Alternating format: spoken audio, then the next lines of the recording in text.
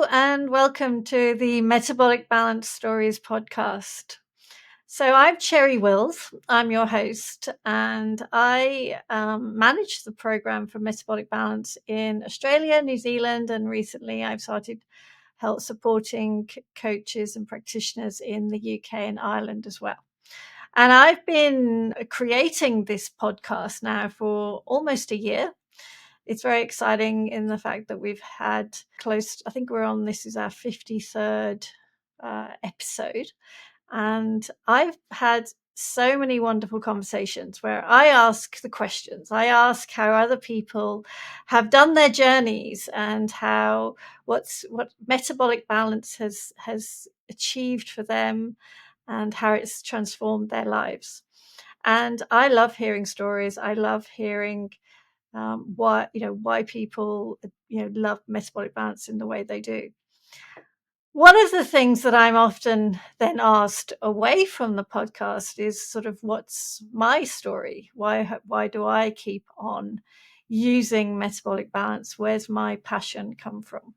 So this is actually a little bit more of a reasoning behind what we're going to do today. So one of my wonderful practitioners here in Australia is Karen Pyke. And since Karen came on board as a practitioner back in 2019, we've also become good friends, because you can't work with somebody and not realize what a wonderful person they are and become friends with them. And so Karen and I have become good friends over the years. And so I have asked Karen to join me for a special edition of this podcast, as a little bit that we will have a chat about why we both came on board with metabolic balance and what my passion is and her passion. And so it's giving you more of a why. Why do I do what I do? Why do I keep on and want to champion metabolic balance in the way that I do? So I want to say a big thank you to Karen for joining me today, and a big hello. Hello, Karen. Hello. So thank you for joining me and helping me sort of bring this story to the forefront a little bit more. So I'm it's a little bit unnerving in some ways, this situation, because Tables turned. I know the tables turned and I'm going to be answering questions more than asking them. So I'm just going to say thank you, Karen, for helping me with this. It's exciting. And look, and I want to say, like, with metabolic balance, with everything I do, like, not only have I got a great business, a great product, should we say, I have the ability to change so many lives, but I have got a great friend out of this as well, which I wasn't expecting when I came on board, but that's kind of where it's gone. And like, I would actually say you're my inspiration as well. Like, people say, who's your inspiration and things like that. And definitely I draw from you on that. And sometimes even in my consults, I go, oh my gosh, I sound like Cherry. That's exactly what Cherry would say. So I think it's really important for people to understand, like you said, your why, but also your journey, like how it's such a big question, but how did you get here? Where did your journey start? Like, who is Cherry Wills? Because Cherry Wills is the CEO of Metabolic Balance ANZ and the UK and Ireland and all of that. But how did you get to there? Why did you take this journey? So I've my childhood and early years was one of just not feeling great so often. My whole childhood, if I think back, was of chronic stomach aches and eczema. I've had eczema. I actually had eczema, chronic eczema, right up until my mid-30s. And so throughout my childhood, I would say, and I slept. Oh my God, was I tired a lot of the time. I was such a sleepy child. But the stomach aches were a big deal. So I had a lot of digestive issues, but they were never so bad. As in, I was actually kind of, nothing really stopped me. When I was 8, I had exploratory surgery, stomach. They opened me up. I have a scar about this big on my stomach, where they just exploratory surgery. That's what they did in those days, in the early 80s, and to see why I was having stomach aches. But of course, they didn't see anything, nothing. They took out my appendix while they were there, even though it was perfectly healthy and nothing wrong with it, just because they were doing me a favor by taking it out while they were there. While we're here, we'll just whip this out. And I just carried on having stomach aches and digestive issues. And not a single person ever asked, questioned what I was eating at all. Never, ever came up. Never came up that it might be food related at that time, ever. And so I would say I definitely achieved a lot as at school and a child, from sheer determination, even though I was very sleepy and all the rest of it kind of thing. And it really carried probably on health-wise right through my 20s. I miraculously didn't have any fertility issues. Thankfully, I had my two boys without actually any particular complications whatsoever. And so I had two very healthy boys. But then in my early 30s, I read my first nutrition book. And it was a Patrick Holford nutrition Bible. And that was when I was just like, okay, all right. Oh my God. I think I've stumbled across something. So did you go looking for that book, or did you just go one day, I'm going to pick up a nutrition book? I actually don't quite remember how I got hold of this book. I have a feeling I just saw it on Amazon or something like that. And I don't know, something about it made me want to pick it up or buy it. I can't even remember how I got it. I just remember reading it, and it was just like going, oh my God, I think it's my food. And so then from that, I then enrolled with the Institute of Optimum Nutrition in London. So this was all in England. This was where I grew up in England, and I was all in England. And so when I was sort of probably around 33, 34, that was when I started my studies again. I went back to uni. I went, did my nutritional training. And so slowly my health started to really improve. I started to address things. My eczema started to calm down.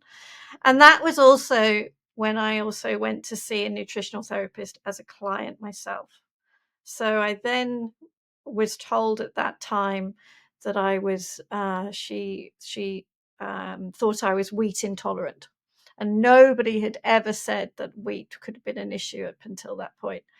And I was fuming. I was absolutely fuming that I could have any kind of actual food intolerance, because I liked being able to eat really whatever I liked being not fussy. I like to be able to say, when anybody says, "Do you have any dietary requirements?" I would be able to say, "No, I'm fine. I'm very unfussy." That was like, I liked that persona, I suppose, for myself. But then I started to realize as the months went by and I was reducing my wheat intake, that, oh my God, everything was improving, including my skin. My eczema was clearing up. My gut was feeling so much better. Everything started to improve. And so that was really probably what made me really feel food and health and notice, okay, this is now really is making an impact. This does work. Even today, I have absolutely no idea if I'm celiac or I have any celiac genes of any sort, because I have never been tested. Despite, when I look back, I really think I had it from a very, very young age, gluten intolerance. I refuse to go back and start eating it now in order to have a test to tell me what I'm already doing. I'm like, do not see any reason why I need to have any kind of diagnosis for that at all. I know I'm not going to eat gluten, so I don't really, doesn't matter. There's no way I'm eating it for 4 weeks in order for them just to tell me yes or no, I'm celiac. Doesn't make any difference. Yeah, I have no, I have no desire to do that. But anyway, then I started practicing. I got my degree in nutritional therapy and started practicing. Degree again. So, like, your career before this was not in nutrition, was it?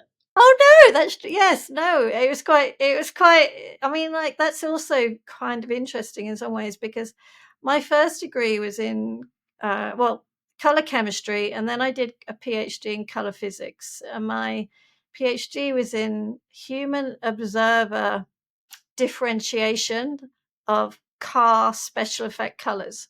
So this is basically the color difference that the car companies can get away with when the panels of a car all come together and making sure it looks the same color across all of the different panels of a car. So I'm not going to talk about that. It's really boring. It's so relevant to nutrition then. I know. But what I then went in from that, because I liked dealing with the human observer, that was the bit I liked about it. I liked talking to people. I liked actually getting human opinions on things. So I then went into market research for food and drink. So I then worked for an agency in England who was working for all the different food manufacturers.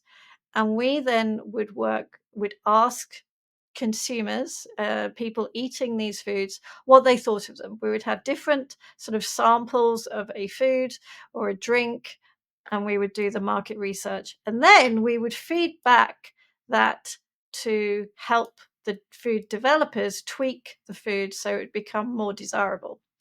And my specialism when I was there was working in sensory profiling.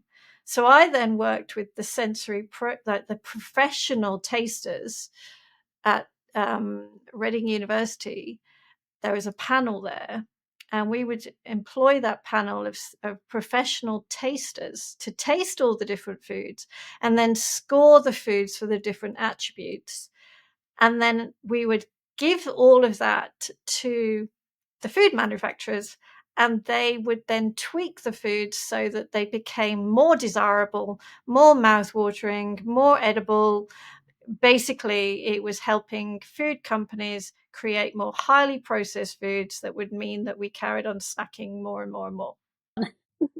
It's just, but what I feel that, and so then I left that job when I had my two boys. So with maternity leave, I did leave that job. But what it taught me and what it has allowed me to bring into my nutritional knowledge now is that people, we have millions and millions and millions of dollars against us being spent to create foods that mean that people can't stop eating it. There are incredibly intelligent minds working everything out so that they can change the formulation, change the recipes, change it so that somebody can't stop eating or they want to carry on eating. And so again, I think gave me a great insight too. Yeah, I had a similar story that I had a friend in the UK that actually used to work for a big crisp or chip manufacturer. And they worked on the level of flavor that they could put into a crisp until it became unpalatable, but they had to keep changing or keep adding more flavor to it because people got used to the flavor. So then they would need to take it to the next level and the next level before they reset. So adding more and more of these flavors to these crisps to make people eat them. Yeah, I'm not in any way an expert on food manufacture, and I know that a lot of stuff that goes in is kind of needed for shelf life and different kind of things. But I do recognize that the tweaking and the changing of the degree of sugar and salt and moisture and all this kind of thing makes a massive difference to how people can control what they're eating. Salt, fat, sugar. Yeah, everything that really makes you want to eat more. Absolutely. Okay, so back to your nutrition degree because I'll take you off on a different tangent. So you did you did your nutrition degree in the UK? Mhm. Yeah. I then started practicing. I was really enjoying practice. I was, helping people, but I had all of these people that would sort of say to me, I want to sort out this, and I also want to lose a bit of weight. Okay. And I also remember when I was studying, we had a few lectures on weight loss. And it was really, I remember saying to people, I don't want to ever work in weight loss. It's really hard to help people lose weight. There's too many factors involved that can really stop it's not just a eat less, exercise more approach. That's a rubbish idea. It doesn't work. And so actually weight loss is hard. But then in practice, I was having all these people sort of say to me, I want to fix this and help me with that, but actually I want to, if I could lose 10 pounds or a stone or whatever it was at the time in England, that would be great. And so I didn't feel like I really had the tools to get the results, because my approach is always, I don't want to tell somebody to do something if I don't believe it's going to work. I don't want to waste people's time. I don't want to also give them any false promises or anything that's, my philosophy is always, I want to see the therapist that I would like to be. I'd like to be the therapist I would like to see. That's the right way around. So I wanted it to be real, and I was like going, I don't feel equipped. And again, I stumbled across this program called Metabolic Balance, and I'm not quite sure how I did. I think I don't know, because this was in England in 2012, and I think I don't know. And the little bit I knew about it just seemed to be like, oh my God, this sounds incredible. This is a German analysis that's going to just give me a food plan, and then people can start to feel good. Oh, that sounds amazing. I had one short phone call with the lady who was running it in England at the time, and I literally signed up there and then. I didn't even think about it. And I also remember when I signed up, I had a little bit of a mini, I'd like to say friendly discussion with my husband. I think we've all been there. I certainly had the same. Friendly discussion as to, you're doing another course? And I'm like, yeah, I need this one. I need this one. This is really important. Was there an eye roll at the same time? It's just like, yeah, I know I need to do this course. I need to introduce this. I need to know this. And anyway, of course, I did get my way. I did go and do the course. Absolutely. Yeah, I've never looked back. I mean, I went down to London, did the 2-day course down there. Well, actually, I say I never look back. I should be totally honest here, because actually it was a bit of a slow burn to really understand how to implement the program. I would probably say, actually, I was um, I was trying it. I was trying to use it, but there's a certain skill. There's a definite skill that I know now of how to talk and tweak the plans and make it really work for a client in front of you. And so that was a big learning curve for me. Yeah, I think it's really interesting because you get this plan and it's not something you can just hand over and go, there you go, everything's fixed. Like that's where you've got to bring your skills as that practitioner into it and then be able to, like you say, change it, tweak it, adjust it so that it truly is personalized to that person. Yeah, and I think when any as a practitioner, you can the more you learn, the more you realize you don't know.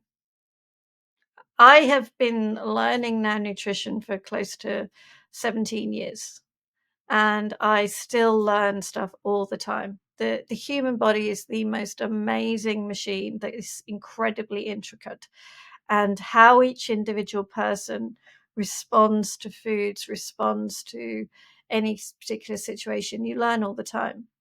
And I think that's one of the things that, as a practitioner, when you bring in this new program and suddenly it is all a bit different and a bit new, and you have to kind of a lot of it is trusting the program as well, that you've got this food list now that you're going to present to somebody.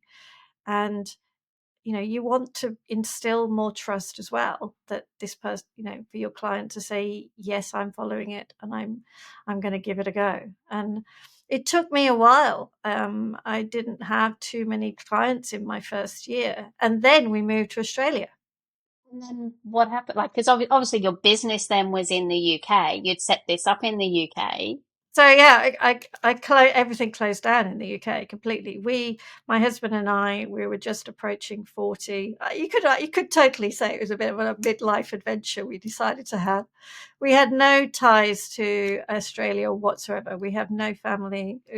We literally came to Australia purely for the adventure of it. It's almost like, oh, let's just move to Australia. Let's see what it's like.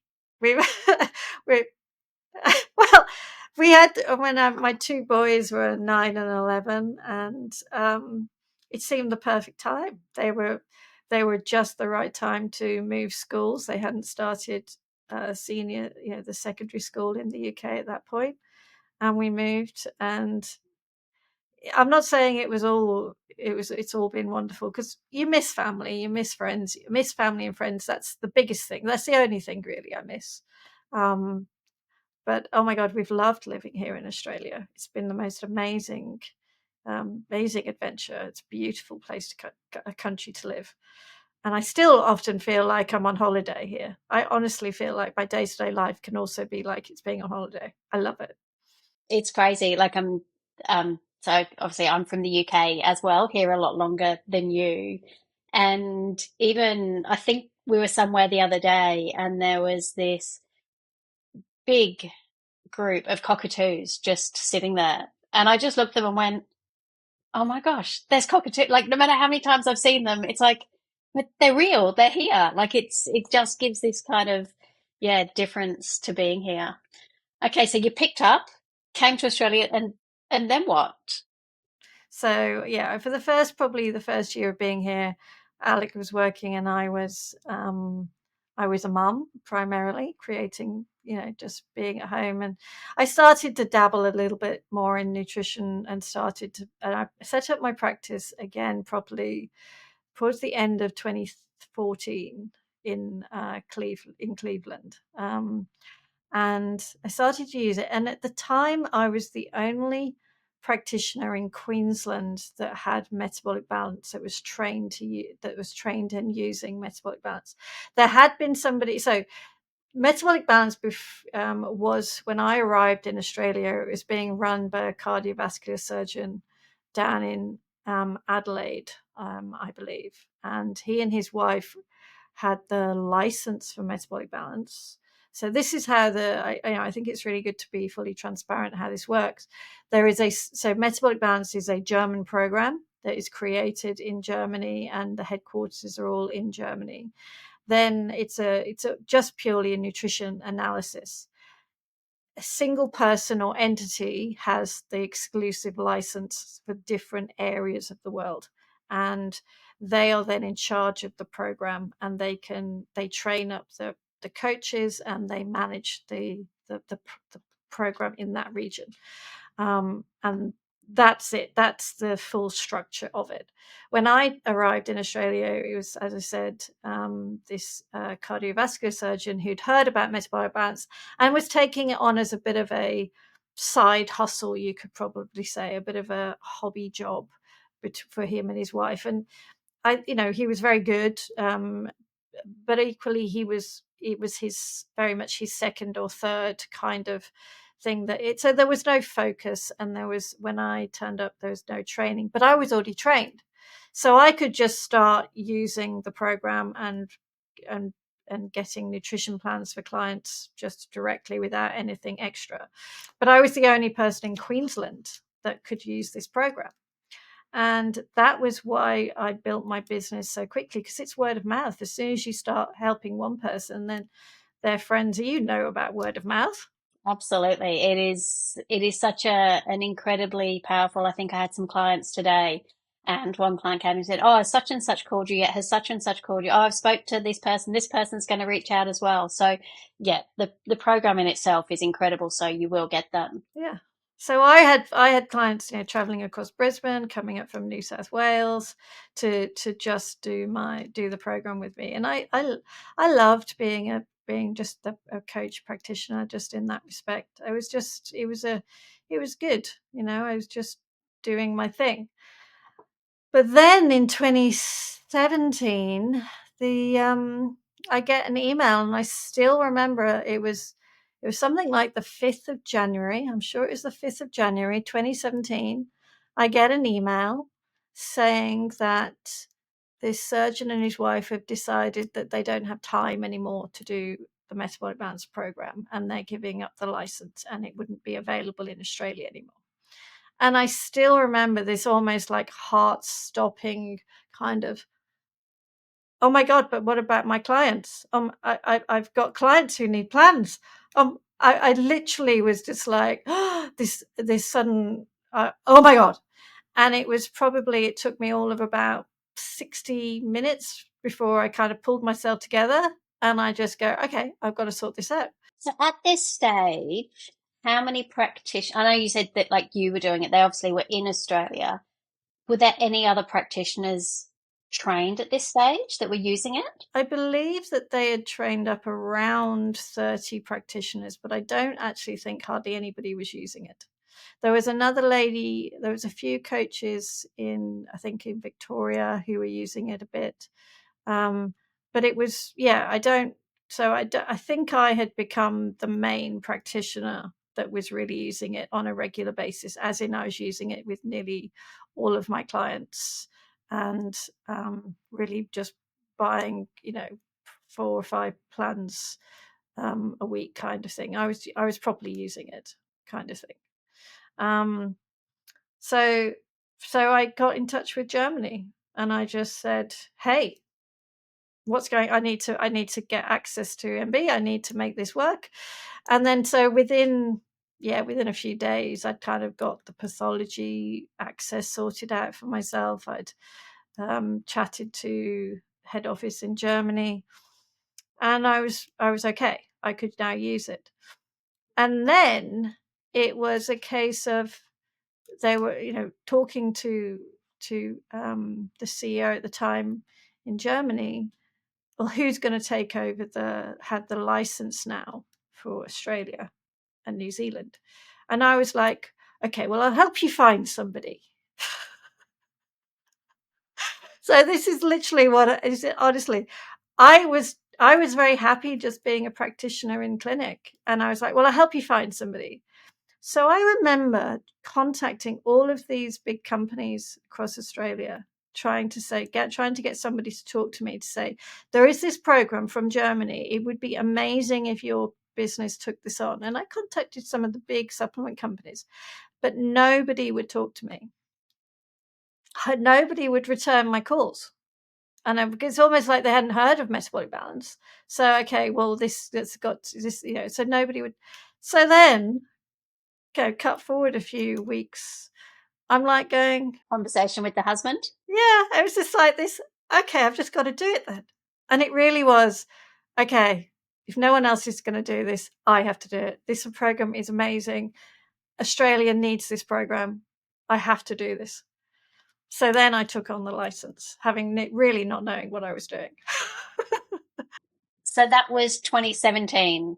That was 2017. So April 2017 was actually when I signed the license and took it on. And so suddenly I'm now in charge of the program for the whole of Australia and New Zealand. And I had no practitioners. It was me. I think so when I reached out to the other people that were still trained, there were 3 that came on board and stayed doing the program. Everybody else had just disappeared off. But for whatever reason, whatever their reason was, they disappeared off. So where do you go from there? Because obviously, like say, okay, let's jump forward to today. How many practitioners have you got in Australia and New Zealand? We've now got around, so it's around 220 active practitioners across Australia and New Zealand. Since 2017. Yeah, and we've now helped. close to 14,000 people with metabolic balance. And so between 2012 and 2017, I think it helped around 250 people. And then we basically, so, the focus, I think, because I was truly focused, and I think that's the difference. With metabolic balance, you have to get the passion behind it, because it is a food program. It's just food. You know that. It's just a nutrition plan. But it's a nutrition plan on steroids of what it can actually do for somebody.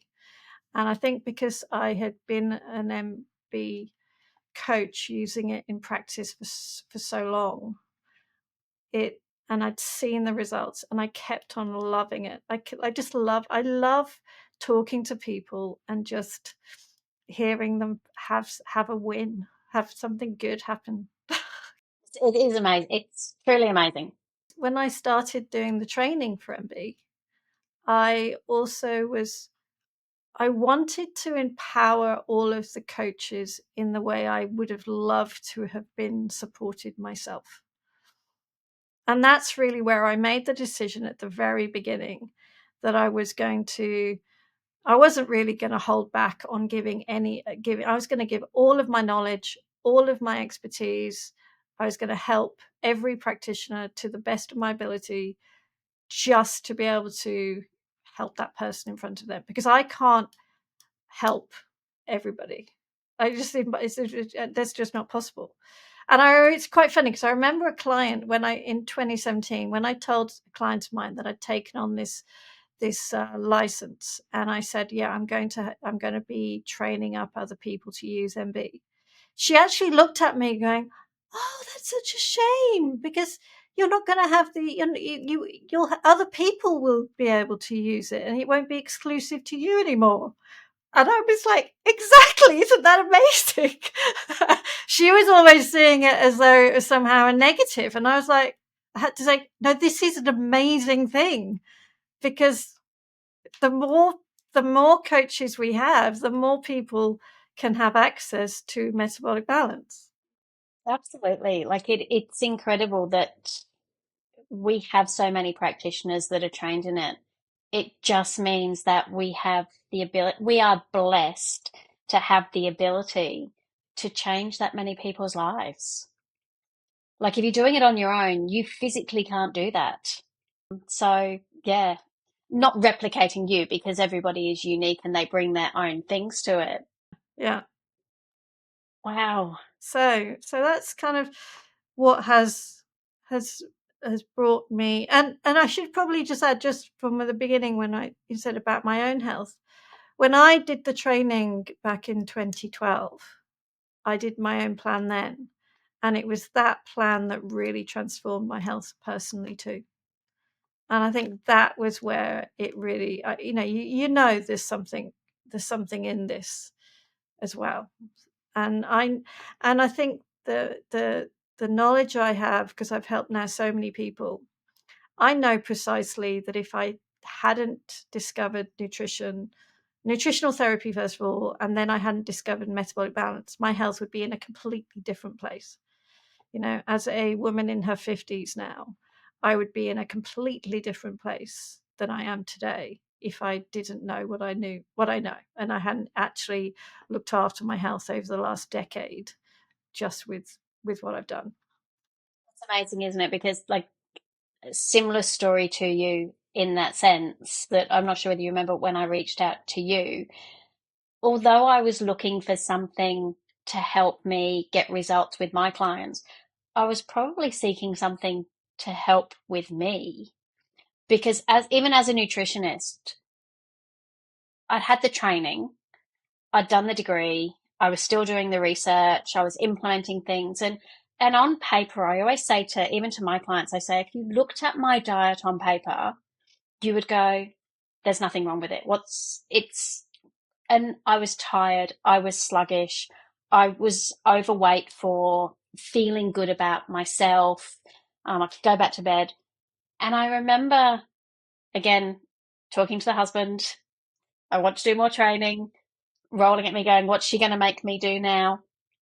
And then I did the training with you, and I literally, over time things go from your mind. I can clearly remember that training. I can remember sitting in your training room. I can remember the people there. I can remember your incredible use of analogies, I'm a bit of a shocker, aren't I?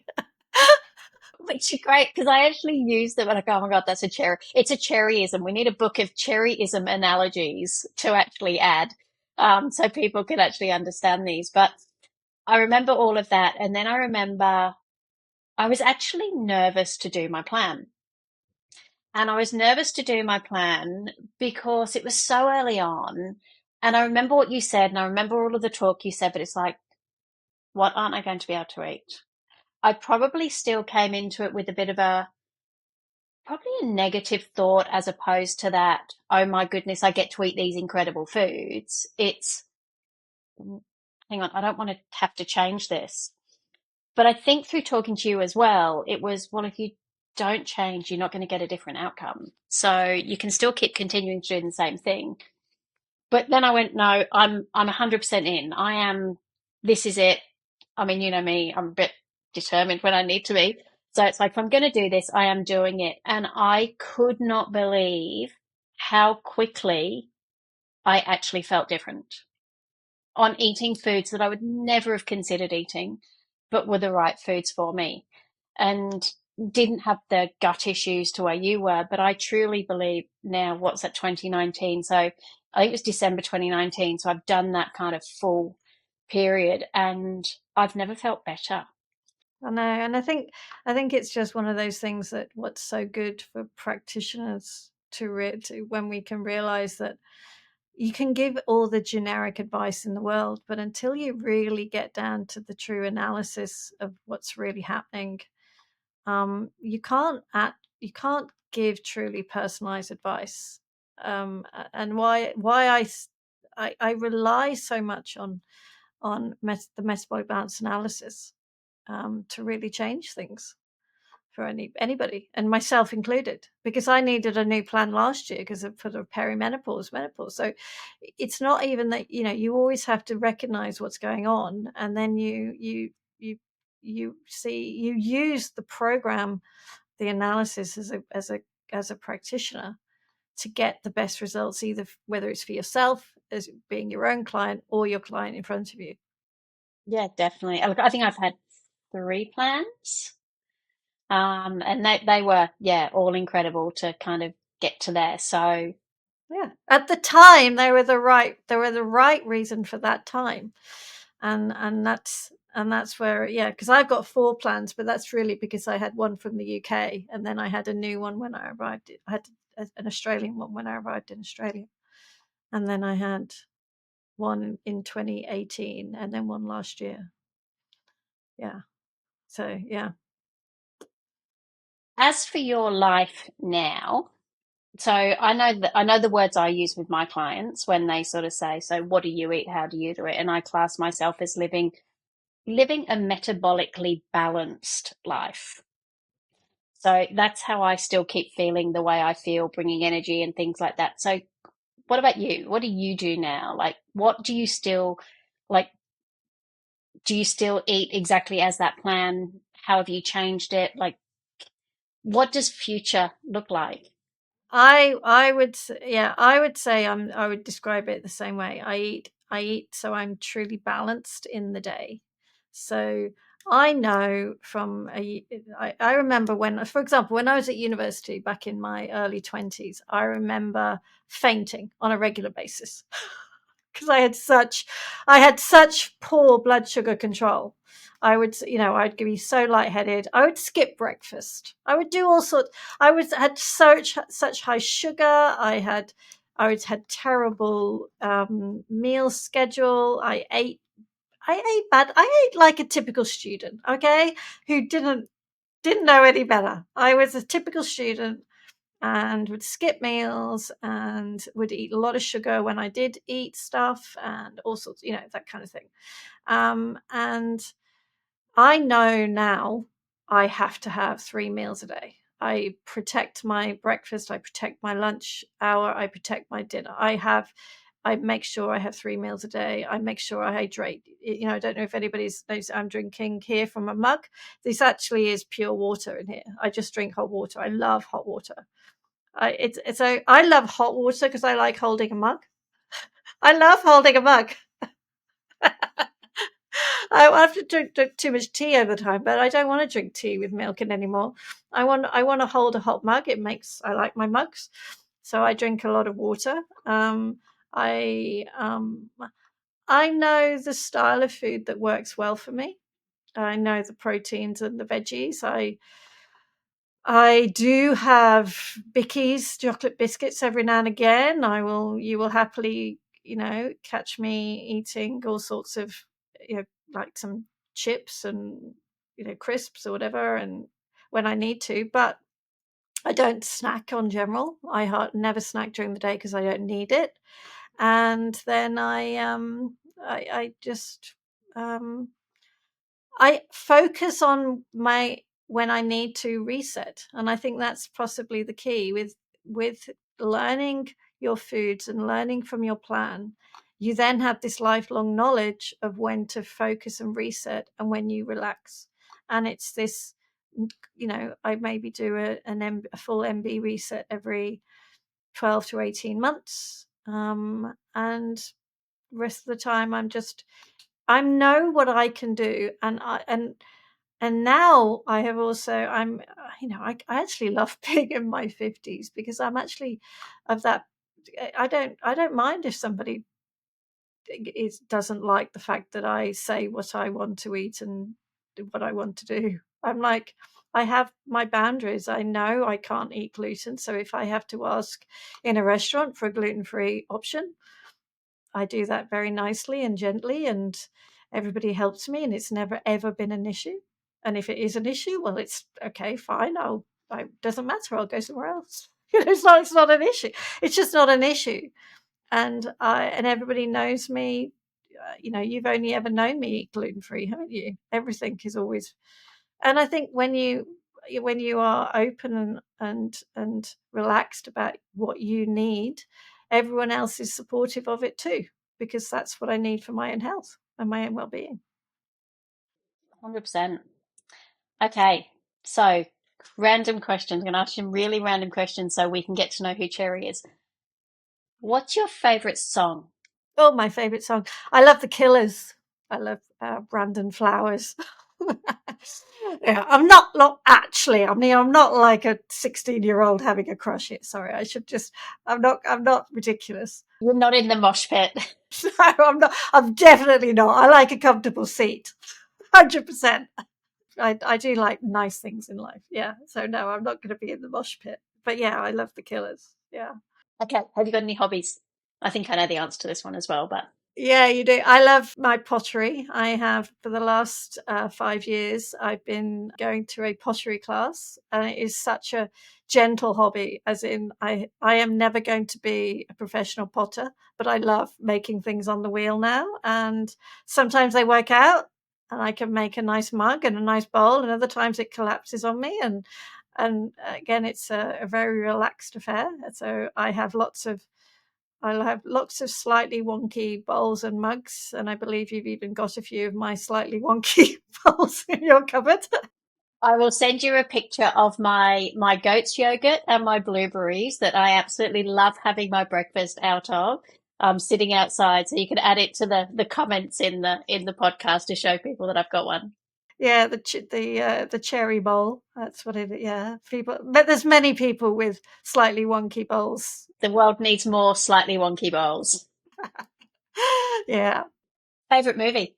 I love 50 First Dates with Drew Barrymore, and this is what's popped in my mind. But I love 50 First Dates, Drew Barrymore and Adam Sandler. That movie, I don't know. It's such a gentle, feel-good movie to me. It's a fun movie. I'm a bit of an old romantic at heart, as in I love that whole storyline that he just tries to make her fall in love with him every day. I just think it's really cute. I've watched that movie so many times. My other absolute favorite from childhood is The Princess Bride. gosh, that movie I've watched. Oh, really? I could recite that movie. I have watched that movie. I'm a bit of I love that sort of comfy slippers kind of just watching something that I know and I feel comfortable and it's just relaxing. Oh, that's funny. That's one movie that I've never. 50 First Dates, I'm with you, but The Princess Bride, yeah, can't get there on that one. I think I just remember watching it as like a 14 or 13-year-old and I loved it. And Breakfast Club. Breakfast Club is my other favorite from that era as well. There you go. Mine was a movie called Young Blood, which was an ice hockey movie, and it had Patrick Swayze in it. Oh no, Rob Lowe. That was Rob. I think Rob Lowe and Patrick Swayze in it. So yeah, that was mine. Favorite holiday destination. The one that springs to mind probably is Italy. I do love Italy. Been there a few times. Italy is beautiful. It was when we were in Italy that my husband and I decided we were moving to Australia because we had, we were enjoying the climate so much in Italy, and then we were sat there going, why don't we just move somewhere that has a climate like this? Let's go to Brisbane. Okay, so question on Italy then, because this has just jumped into my mind. How did you go in Italy being gluten free? I made it work and I relaxed about it. I remember I had quite a bit of like grilled fish and salad, and Italian, Mediterranean foods, it's just beautiful fresh foods. Actually, to say that it's all pasta and pizza, it's not actually true. There are some amazing meat and veggie dishes and fish. You can eat beautifully well. And it's all it is about looking at a menu and actually saying, what do I want to eat here? And it's like not putting the expectation, or I didn't miss out on anything at all. I had a great holiday. Yeah, I have lots of clients that will go to Italy and various places and go, I can't do this. How can I do this with not eating pasta? And I, the same. It's like, eat all the other incredible foods, like the other foods that are there. The thing is that I don't want to go back to the stomach aches and the feeling I had before. So I don't want to ruin my holiday even for 1 or 2 days. And I think it would be more like even a week or two. I actually haven't got time for that. I want to have a really nice meal that I don't have to cook. I don't have to cook or wash up. Which is always the bonus. And then I want to walk away and I want to now enjoy the next hour, 2 hours, 24 hours, 48 hours, and not have to actually now recover. So what am I missing out on? Nothing. Two more questions. Dinner guest. If you could invite anyone to dinner, it does not have to be anyone famous, can be someone you know, who would you have over for dinner? Goodness, gosh, that's a big one. I think I'd need to think about that one a bit more. There's lots of people in history that I just would love to kind of sit down and have a conversation with. I mean, it's like Nelson Mandela, I think he would be fascinating to sit down and talk to. I actually would love to sit down and have a chat with Dr. Fun Fact, actually. I was literally going to say that's probably mine. The founder of Metabolic Balance, because he died. I never met him. I did the training in 2012 in London, and he tragically died in 2013 from an aneurysm. So just to clarify, it was very sudden, and it was a real tragedy for Metabolic Balance. But his legacy of what he created, and there's so many questions I would love to ask him. And just quiz him on well, what if we did it this way, and why do we do it that way, and can we change this to this? What do you think? Because I change things around, I actually, my coaching and how I teach practitioners is actually how I do things a lot of the time, and sometimes I'd love to ask him. Okay, so last question.